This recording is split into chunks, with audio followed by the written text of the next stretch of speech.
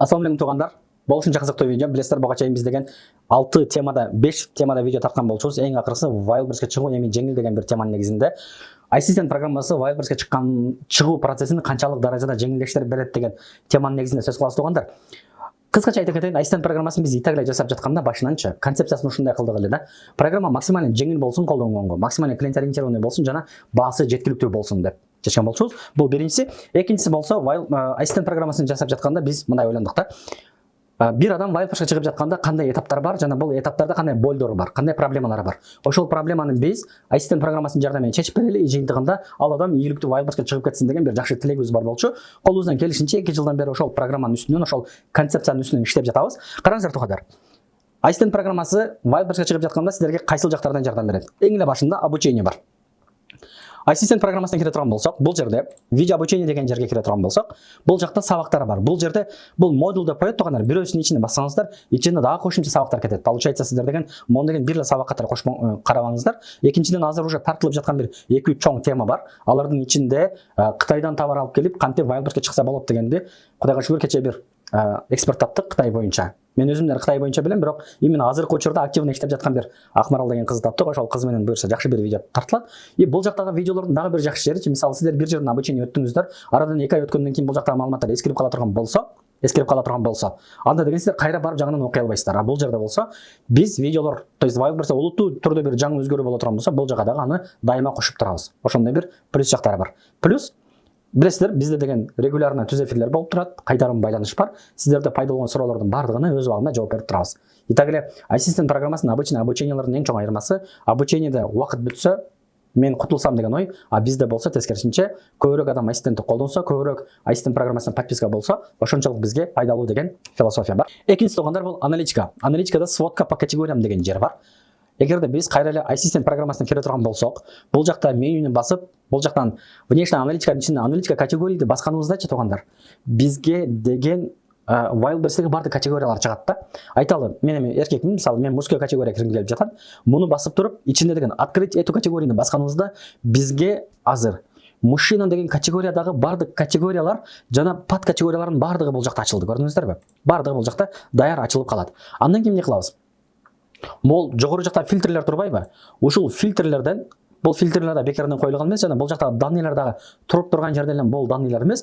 Бул жерден деген биз кээ бир порогдорду коюп туруп, кээ бир стандарттарды коюп туруп, допустим, биздин жагдайда мужчина деген категориянын ичиндеги бизге эң кызыктуу болгон категория жана под категорияларды гана тандалсак болот. Мисалы дейли, бизге мужчина деген категориянын ичинде 30 миллиондон көп акыркы бир айда выручка кылган категориялар деп туруп жаза турган болсок, андан бул жакта больше или равно дегенди баса турган болсок, программа, то есть мол фильтр бизге 30 миллиондон көп оборот кылып жаткан товарларды калтырат. Допустим, жобуса оборачиваемость дегени бул категорияларда орто эсепенен канча күндө товар бир сатылып түгөтүлөт дегени да. Муну басып туруп, мисалы дейли, мен шачам деп туруп 60 дей турган болсок, бизге бул категориялардын арасында 60 күндөн аз убакыттын ичинде сатылып түгөтүлгөн товарлар калат. Процент выкупаны мисалы, бул такта кийин болгон үчүн процент выкупасы 35тен жогору болгондор калсын десек, бул жака деген 35тен жогорулар калат. Ушул сыяктуу тугандар, бул фильтр бизге деген саналуу минуталардын ичинде полный бизге эң кызыктуу болгон категорияларды гана калтырат деген сөз. Мисалы дейли, бул жактан кайсы бир категория бизге жаккан болсо, бул категориянын үстүнөн баса турган болсок, башка бизге кандай данныйларды чыгарып берет? Албетте биринчиси бул ошол сводка по категориям дегени категориянын ичиндеги эң маанилүү данныйлар. Андан башка эмне бар? Бул категориядагы сатылып жаткан топовый товарлар бар.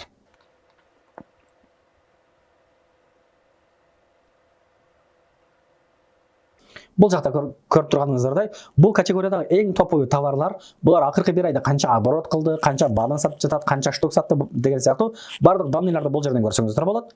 Ал эми продавцы деген жерден болсо, бул категорияда монополия барбы же жокпу деген маалыматты көрө алабыз. Мисалы дейли, карап көрүңүздөр, бул категорияда эң топтоо сатып жаткан конкурент рыноктон 14,5% ээлеп турат. Получается, бул жерде тугандар чындыгында бир монополия бар. Анткени эгерде бул 13%тен жогору боло турган болсо, эми 15 деп коюшат, бирок мен айтат элем, 13%тен жогору боло турган болсо, значит бул жакта бир монополия бар. Бул жака кирбей койгонуңуздар жакшы болот деген сөз. Ал эми сезонность деген категорияга кире турган болсок, туугандар, ушул эле категориянычы. Албетте биз азыр продавца деген жерден өтпөй калдык. Себеби мужской, мужчина деген категорияда, халаты деген жерде бизде деген эмне бар экен? Бизде деген кандай десем, монополия бар экен. Бирок просто мен силерге могул функциянын логикасын түшүндүрүш үчүн айтып атам. Сезонностько киргенибизде бул категорияда, халаты деген категорияда акыркы январдын 2022 жылдын январынан баштап 2024 жылдын январына чейин акыркы 2 жылдын ичинде жылдын кайсыл учурунда продажалар жогоркурап көтөрүлгөн, кайсыл учурунда спад болгонун көрсөк болот. Мисалы дейли 2022 жыл 10 ай, получается ноябрь болуп калат, ноябрь жок, октябрь болуп калат, кечиресиздер. Октябрда продажалар жогорку көтөрүлүптүр. Ал эми декабрдан баштап январь-чейин аябай катуу спад болуптур. Бирок январдан февралга карап кайра көтөрүлүптүр дагы. Кийин почему-то аябай жакшы чоң бир спад болуптур. Так эле бул жакта бир монополия болгондугу үчүн моундай немелер болушу мүмкүн. Мисалы, монополист товарын жеткире албай калган же башка бир себептен улам ушундай бир жагдайлар болуп калышы мүмкүн. Анан бул жактан келип туруп кайра качан көтөрүлүш неме башталган? Взлет башталган. Ну, тоже октябрда башталган, бирок эң взлет ноябрдан декабрга чейинки учурда аябай катуу бир продажаларда рост болгон. Ушул сыяктуу көрсөңүздөр болот. Именно сезонностьту өзүңүздөр киргиңиздер келген категориянын бул жердеги жылдын кайсыл учурунда бул товар менен кирсем болот, жылдын кайсыл айында кирсем менин продажаларым батыраак көтөрүлөт деген суроого бул жерден жооп алсаңыздар болот. Ал эми ценовая сегментация деген жери мен товарыма кантип баа коём деген суроого жооп берет. Конкреттүү түрдө айтыш керек боло турган болсо туугандар, бул жерден мисалы могу ашыкчалардын баарын өчүрүп сала турган болсок, караңыздар, ылдый жакта товардын баалары жашыл менен, ал эми выручкалары болсо көк менен да. Кылышыбыз керек болгон нерсени бул жактан карап көрөлү. Эң көп выручка менен эң көп продажа кайсыл жерде бар? Мен оюмча могул жерде бар. Бул жерде 1500дөн 1900га чейинки бааларда 13 000 продажа, 23 миллион оборот болуп жатыр. Бул жерде болсо мына 3,5 миң жерлерди карай турган болсок, продажа аз, бирок выручка көп. Естественно, бирок бул жакта штук азыраак сатып алат экенбиз да. Ошол сыяктуу мындай оюздан бир баа коюп салбай, албетте товарыбыздын сапатын өзүбүз билебиз. Ошого жараша бул жактан бизге кайсыл баа диапазону эң ылайыктуу болгондугуну тандап алсак болот. Аналитиканын ичинде сводка по категориям деген жерде түшүндүңүздөр окшойт. Бул деген чындыгындачы сиздердин Wildberries'тен ниша тандап жаткандагы жумушуңуздарды аябай жеңилдештирет. Так эле бул жактагы мисалы дейли аналитика по категориянын ичинде сводка по категориям деп турбайбы? Сводканын ичиндеги могул жогору жактагы данныйларчы, булар деген аябай көп эксперттен консультация алынып, аябай көп Wildberries'те практически иштеп жаткан адамдардан силер ниша тандап жатканда категориянын кайсыл данныйларын карайсыңар деп алардан суралып, кийин бул жака сиздерге даяр кылып коюлган немелер да, данныйлар, критерийлер. Получается, сиздер деген кайрадан Американы таап отурган кереги жок, кайрадан велосипедти ойлоп тапкандын кереги жок. Просто бул жака киресиздер, өзүңүздөрдүн данныйларыңыздарды бул жака жазасыздар дагы. Мага могул данныйлар керек десеңиздер, бул неме фильтр сиздерге даяр кылып чыгарып берет. Бул бир. Экинчиси туугандар, ассистент программасы Wildberries'ке чыгып жатканда сиздердин жумушуңузду кантип жеңилдештирет? Албетте бул кубик Рубика маселеси. Кубик Рубика дегени мол менюнун ичине бассаңыздар, внешний аналитикада кубик Рубика деген таблица бар. Бул таблицанын ичинде 11 подкатегория бар. Бул 11 подкатегорияча тоже туруп турган жерден эле жазылып калган подкатегориялар эмес. Булар дегенчи мол 11 таблица. Бир адамдын Wildberries'ке чыгып жаткандагы ар бир этабыны даярдап бул жерге коюлуп калган, то есть катары менен тизилип берген абалы да. Мындай образно айтыш керек болсо, колуңуздардан кармап Wildberries'теги ар бир этапты сиздерге түшүндүрүп, бул этапта могул данныйлар болуш керек, могул этапта могул данныйлар билишиң керек деп туруп, баардыгын сиздерге көрсөтүп эң аягында продажага чейин жеткирип берген жакшы бир таблица. Даже бул жерде мисалы общая аналитикада сиздер тандаган товардын негизги данныйларын жазып, бул товардын юнит экономикасын эсептеп, бул товарды топту сатып жаткан конкуренттердин анализин кылып, алардын отзывдарынан биз ала турган данныйларды бул жака чыгарып обработка кылып, фото контентке даярданып, SEO оптимизацияга даярданып, өзүбүздүн товар жөнүндө данныйларды бул жака жазып, кийин мунун карточка товарын создавать этип, эң аягында бул товарды кантип сатсам болот деп гипотезалардын негизинде бул жака жазсак болот деген сөз. И жана биринчи видеодо немени өтпөдүк беле? Wildberries'ке кантип чыкса болот деп 5 этапты өттүк эле го. Ал эми бул жерде болсо как раз сиздердин баягы Wildberries'ке чыгып жаткандагы жоголуп кетпешиңиздер үчүн кайсыл этапка жеттиң, нелерди кылышың керек, нелерди кылбашың керек, полныйны бул жердеги кубик Рубиканын таблицасынан сиздер түшүнсөңүздөр болот. И плюс, кудайым берсем, ар бириңиздерге физически жетишпешиңиз мүмкүн, бирок ассистент программасынын подписчиктеринин арасында биз деген регулярно түз эфирлерди өткөрүп, түз эфирлер учурунда ким кубик Рубиканы кантип толтуруп атат, ким кантип ниша тандап жатат, ким кантип продвижение кылып жатат, алардын баардыгын бул жактан сиздер менен бирге разбор кылабыз. Разборду мисалы дейли обязательно өзүңүздөрдүн товарыңыздардын разбору болбосо деле, башка бирөөлөрдүн товарларынын разборлоруну биздин YouTube'дан деле карап турсаңыздар болот. Получается, жана соображение деген маселени өттүк эле го. Сиздердеги проблема башка бирөөдө да болуп жатат. Сиздердин разборуңуздар болбоду, тилекке каршы, бирок башка бирөөнүн разборунда деле сиздердин карточкаңыздардын эле проблемасы айтылып жатат да. Ошого жараша өзүңүздөр соображать этип туруп, меники мындай турбайбы, меники тигиндей турбайбы деп туруп чечип кетерсиңиздер болот. Экинчиси, мисалы сиздерде бир эле товарыңыздар бар, бир эле кейс бар да. Бирок биз регулярно башкалардын да товарларына мынтип разбор кылган сайын бул сиздерге бардыгы өзүнчө бир кейс болуп кете берет. И плюс бул жакта эмес, бирок закрытый доступта Кудайым буйрса менде бир жакшы идея пайда болду. Мол, видео обучение деген жерде сатуучунун күндөлүгү деген бир рубрика ачайын деп атам. Бул жакта как раз кээ бир товарларды продвижение кылып жатканда ар кандай гипотезалар менен тест кылып көрүп, тесттин жыйынтыгында кандай результат болду, кандай продажа өзгөрдү деген сыяктуу моменттерди бул жактан өзүнчө бир рубрика ачып туруп ушул жака жүктөп баштайбыз. Ал жактан дагы мисалы сиздер бир товардын гипотезасын текшерим деп бир жума 10 күнүңүздөр кетиши мүмкүн. Бирок бул жакта как раз бир гипотеза бар, ал иштебеди көрө аласыздар. И бул дагы сиздерге, эгер Wildberries'тин ичиндеги процессти түшүнгөн болсоңуздар, аябай маанилүү бир баалуулук, муну мен сиздерге точно айта алам.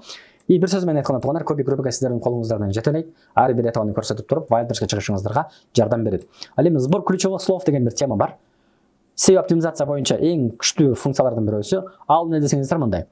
Wildberries'тин ассистенттин ичинде сбор ключевых слов деген бир жер бар. Wildberries'тин ичине кирип туруп, бул жерден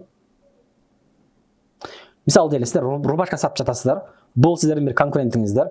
Бул конкурентиңиздердин ссылкасын алып туруп, анан ассистенттин ичине кирип, бул жактан бул конкурентиңиздердин ссылкасын коюп туруп, анан подбор деп баса турган болсоңуздар, бул деген конкурентиңиздердин кайсыл ключевой сөздөр менен сатып жаткандыгын полный чыгарып берет. Кайсыл ключевой сөз, бул ключевой сөз акыркы бир айда Wildberries'те канча жолу изделди, жана бул товар боюнча бул ключевой сөз боюнча канча товар бар, полный көрсөтүп берет. Бул жакта карайсыздар, мисалы дейм, носки деген сөз. Бирок сиздер рубашка сатып жатасыздар, значит бул сөз сиздер менен кереги жок. Экинчиси деген мисалы, рубашки деген сөз, бул кереги бар. Модный деген сөз. Модный деген сөз сиздердин товарыңыздар менен байланышы барбы, ойлонуп көрүш керек. То есть канчалык бар.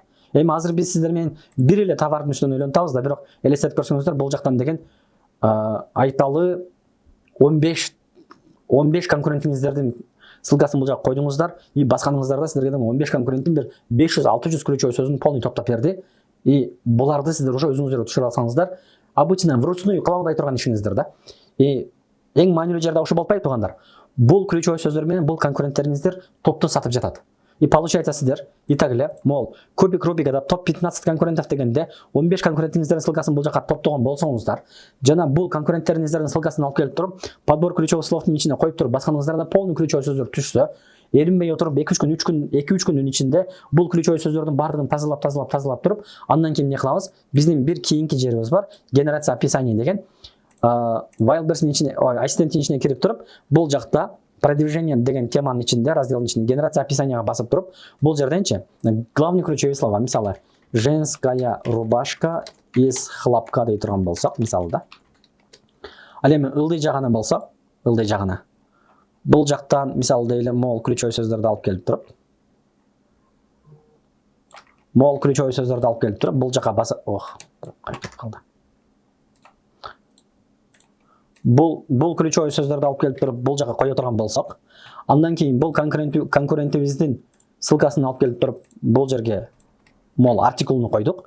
Мисалы дейле 1000 сөз болсун, хорошо деп туруп, бул жерден сгенерировать описание дей турган болсок, бизге бир мүнөткө жетпеген убакыттын ичинде описание жазып берет.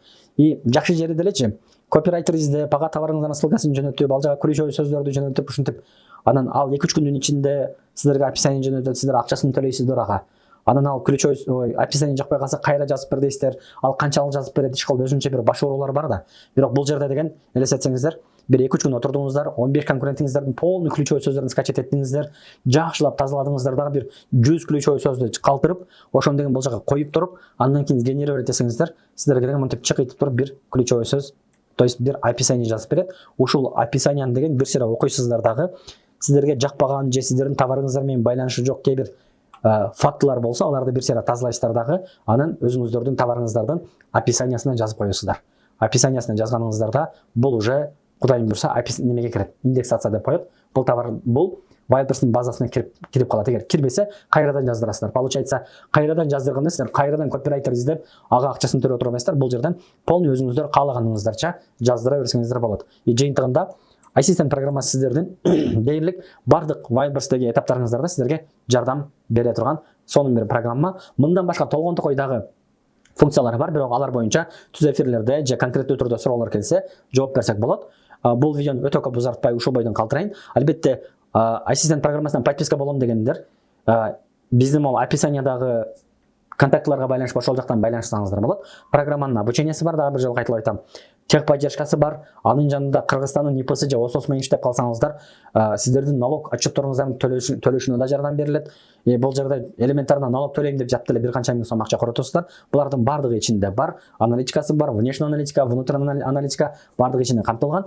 Кененирээк маалымат алам дегендер, подписка болом дегендер, албетте бизге кайрылыңыздар. Биз сиздерге бардык темалар боюнча жардам бергенге даярбыз. Өзүңүздөргө жакшы караңыздар. Кийинки видеолордон көрүшкөнчө аман болуңуздар.